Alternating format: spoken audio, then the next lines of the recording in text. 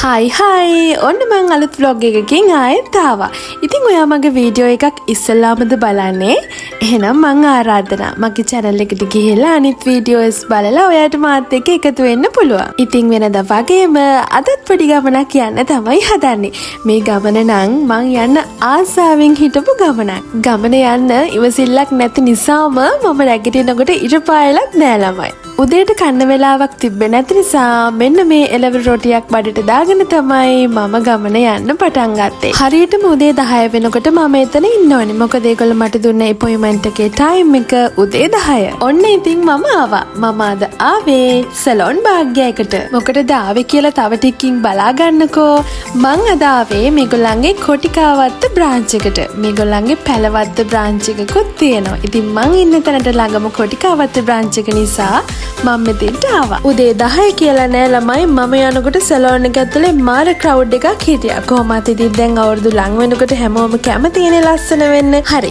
එහෙනම් අපි වැඩි කතා කරන්නේ නැතුව අපි යමුකෝ වැඩේට. මම අද ආවේ මගේ කොණ්ඩෙට කලර් එකක් කරගන්නයි, කෙරටින් එකක් කරගන්නයි.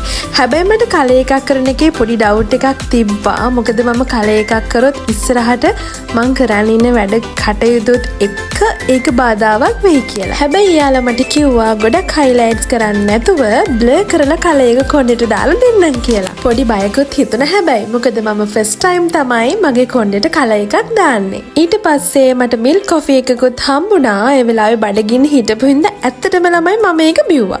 ඔන්න දැන් තමයි වැඩේ අමාරුම හරිය පටන් ගන්නෙ. දැන් ඉතින් මේ මුළු කොණ්ඩෙම අයන් කරලා wash කරාට පස්සේ තමයි final look එක බලා ගන්න පුළුවන් වෙන්නේ. මටත් ඒ වෙලාවේ කලර් එක බලා ගන්නකම් ඉවසිල්ලක් නැතුව හිටියේ.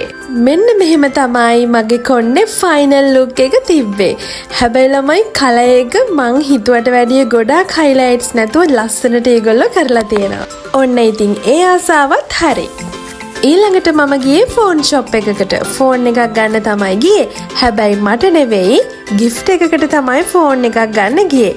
gift එක කාටද කියලා මං ඊළඟ වීඩියෝ එකකින් කියන්නම්. ඊට පස්සේ මට කරගන්න ගොඩක් වැඩ තිබ්බත් මම තීරණය කරා ගෙදර යනවා කියලා. මොකද මට හරිම මහන්සියි ළමයි. එහෙනම් අලුත් වීඩියෝ එකකින් හම්බෙමු. ඔයාලා සතුටින් පරිස්සමින් ඉන්න.